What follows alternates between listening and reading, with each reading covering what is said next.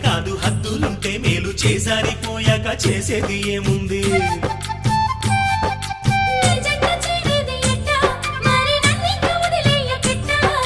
నన్నిట్ట వేధించకే ఓ భామ నీ మనసు మార్చేసి